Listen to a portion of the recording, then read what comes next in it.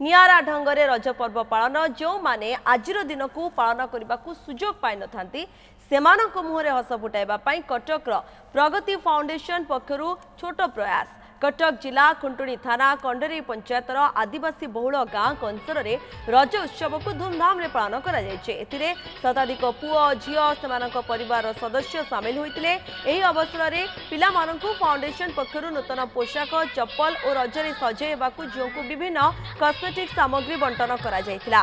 मिष्टान्न बंटन और भोजनर व्यवस्था मध्य करा जायतिला। प्रकृत रज महोत्सव होउची पिला मानकर पर्व ओडिशार गणपर्व। अन्य मुखरे हस ही आम मुखरे हस फुटेब। आम निजे निज पैसा रोजगार कर पैसा नुआ सार्ट पैंट पिठा पणा खाई एत खुशी लगभग। छोट छोट कुनी कुनी पिला जो माने देशर भविष्य तांको मुहरे आज ये महालक्ष्मीपुर कंसर ग्राम ठारे जो प्रयास कर प्रगति फाउंडेशन से आम अशेष अशेष धन्यवाद दौचु। देखो रज हूँ ओडिशार गोटे कृषि भित्तिक गणपर्व। सारा ओडिशा रे पुरपल्ली रे एक महा आनंद उल्लास पालन करा जाउची।